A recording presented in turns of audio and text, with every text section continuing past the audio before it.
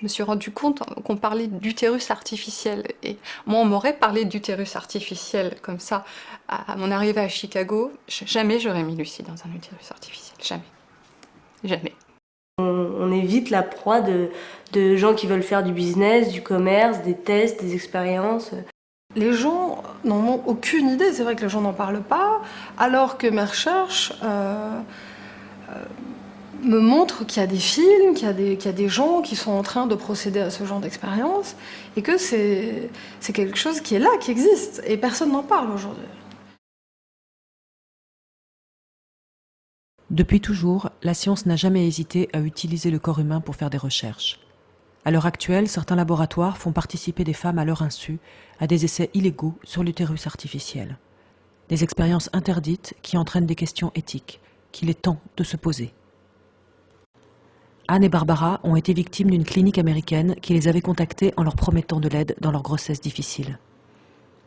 Elles reviendront de Chicago sans leurs enfants, morts, sans explication.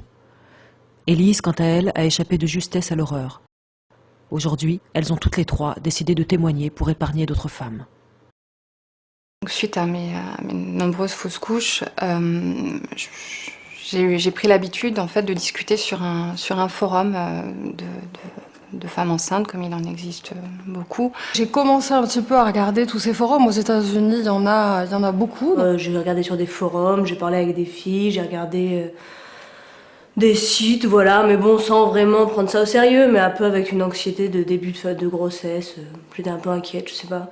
Voilà. Et là, ils m'ont contacté par téléphone, en français, en me disant que effectivement, ils avaient une toute nouvelle méthode pour des femmes qui étaient dans ma situation, pour les faire accoucher avant le terme, et qu'ils avaient une sorte de couveuse dernier modèle, ce qu'on faisait de mieux, et qui me proposaient de me faire accoucher plus tôt. Ils me donnaient une solution qui me paraissait à ce moment-là celle qui me correspondait, c'était donner un support aux femmes qui aujourd'hui sont seules et qui doivent se débrouiller professionnellement et en même temps avoir leur rôle et jouer leur rôle de mère. Comme c'était une clinique très, très en pointe, enfin tout de suite, moi, voilà, quoi, je leur ai fait évidemment confiance. Pour moi, c'était un peu inespéré, enfin, voilà quoi. La clinique à Chicago ne voulait absolument pas me donner de documents visuels de mon bébé. Donc les seules images que j'ai pu prendre, c'est... j'ai pris moi-même une vidéo de Lucie dans sa couveuse. Il y avait une sorte de liquide, on m'a expliqué que ça reproduisait en fait le liquide amniotique maternel. Elle était incubée, c'était comme une couveuse mais qui reproduit le ventre maternel. C'est vrai que j'aurais peut-être pu avoir quelques doutes. Elle était complètement dans un liquide amniotique, mais c'est vrai que j'ai été mis en confiance, on m'a expliqué vraiment à quoi ça allait servir. Donc tout de suite, j'ai été vraiment encadrée, aidée. Donc je repars, et au bout d'une semaine, et quelques jours après, on m'appelle pour m'annoncer la nouvelle de la mort des Noirs. Voilà. C'est un matin, ils sont venus me voir en disant qu'il y avait eu un problème et que Lucie n'avait pas survécu. Moi, j'ai pris la décision en pensant que c'était ce qu'il y avait de mieux pour mon enfant. Donc aujourd'hui, il y a cette première chose, c'était que je ne connaissais pas les risques. J'ai pris une décision sans connaître les risques que l'enfant pouvait encourir, et il y en avait beaucoup. Et j'ai dû beaucoup insister en fait pour avoir un document de la part de la clinique. Le labo, il met du temps à me répondre. Et puis ils veulent... Et puis finalement, j'ai droit à un document où on me dit avoir fait une fausse couche. Alors que bon, j'ai subi une césarienne, donc je sais à ce moment-là qu'il y a quelque chose qui tourne pas rond. Enfin, pour moi, c'est clair. Donc, en revenant en France, Je me suis rendu compte que ce que contenait le document ne correspondait pas du tout à ce qui s'était passé là-bas. C'est-à-dire que pour eux, j'avais fait une fausse couche. Ce qui est totalement faux. J'étais venue justement pour que Lucie puisse venir au monde, pour qu'elle puisse être une enfant comme une autre, un petit bébé voilà, bien portant. Et du jour au lendemain, ça n'allait plus, et elle était morte. Enfin, c'était absolument, c'était affreux. C'était affreux, et personne ne voulait comprendre que je veuille reprendre Lucie. Et on a eu beau... On a demandé à tout le monde, enfin on a insisté. Et en fait, je n'ai pas pu... Je suis repartie sans Lucie.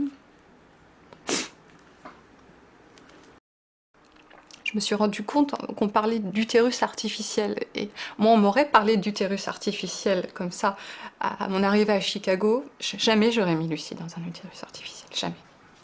Jamais. Mais ils m'ont menti sur ce qu'ils ont fait. Ils m'ont menti. Plus tard, j'ai vu des images d'animaux. Je crois que c'était une chèvre. Elle baignait exactement dans le même liquide que Lucie. C'était exactement le même procédé, en fait. Et en faisant mes recherches, je me suis rendu compte que cette chèvre, elle n'était pas viable. Elle n'était pas viable. Et ils l'ont fait sur mon enfant. Mes recherches, peu à peu, m'ont amené à me rendre compte que j'avais peut-être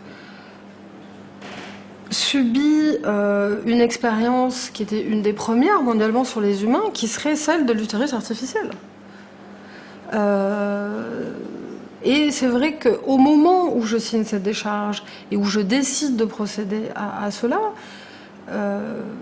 alors que j'ai fait des études, je suis quelqu'un, je pense, de cultivé, d'informé, je n'en ai aucune idée. C'est quelque chose... Je me suis fait rouler, enfin, c'est tout simplement ça. Ils ont fait une expérience médicale sur mon bébé, de la même manière qu'ils avaient fait une expérience sur une chèvre. C'est exactement la même chose. J'en suis persuadée maintenant, j'en suis persuadée que j'ai été victime d'une expérience, que l'on m'a fait venir pour autre chose que ce que je croyais, que mon bébé a servi à des médecins. J'avais juste été sur des forums, j'avais juste été sur des sites, et voilà qu'un institut de Chicago me contacte en me disant qu'ils ont des solutions à mes problèmes. On est très très vite des proies, quoi, des victimes. Dès qu'on est un peu fragile, j'ai l'impression que... Après-demain, on peut voir à quoi pourrait servir, si ça venait à marcher, l'intérêt économique qu'il y aurait derrière ça. C'est vrai que ça représente une manne financière pour ces gens-là. Enfin, ils avaient tout intérêt à nous tromper et à nous laisser croire que c'était bénin et qu'il n'y avait pas de risque. C'est un business dans lequel, si demain j'étais une investisseuse, je pense que je mettrais mes billes dedans. Enfin, quand on connaît un peu toutes ces démarches justement de l'industrie pharmaceutique, eh ben on se dit, bah ouais, est-ce qu'on n'a pas été quelque part piégé, quoi, complètement, enfin, leurré, et justement ils jouent sur la détresse des gens pour développer quelque chose qui n'a rien à voir et qui est juste en définitive encore un nouveau moyen, voilà, de créer de l'argent, enfin, de faire de l'argent, quoi, de lancer un nouveau, c'est un marché, quoi. C'est un nouveau marché qui est en train de se mettre en place, quoi. Quand je dis ça, bah, ça me donne même des frissons, quoi. C'est la science-fiction pour moi, mais on se rend compte qu'on est des rats de laboratoire, quoi, en définitive, quoi. Enfin, voilà, c'est quelque part, oui, c'est pas normal. Non, Enfin, c'est effrayant. ça fait peur, ouais. Ouais. Aujourd'hui, si je vous parle, c'est vraiment pour avertir le reste des femmes, pour que demain, d'autres femmes ne subissent pas une expérience interdite d'utérus artificiel. Aujourd'hui, c'est difficile d'avoir été roulée comme je l'ai été. Et j'aimerais juste que ça arrive à personne d'autre que moi. Actuellement, je suis persuadée qu'il y a d'autres femmes, aux États-Unis, sans doute, qui ont vécu une telle expérience, mais qui n'osent pas en parler, parce qu'elles se sentent coupables ou qu'elles ont peur. Grâce à mon blog, j'ai pu rentrer en contact avec des personnes qui viennent de Belgique ou du Canada et en France, mais je comprends, mais je sens qu'il y a une peur de parler de telles choses. Et actuellement, on ne peut pas faire l'impasse sur cette question de l'utérus artificiel. On ne peut pas. C'est quelque chose aujourd'hui qu'il faut qu'on dénonce tout ensemble parce que c'est grave.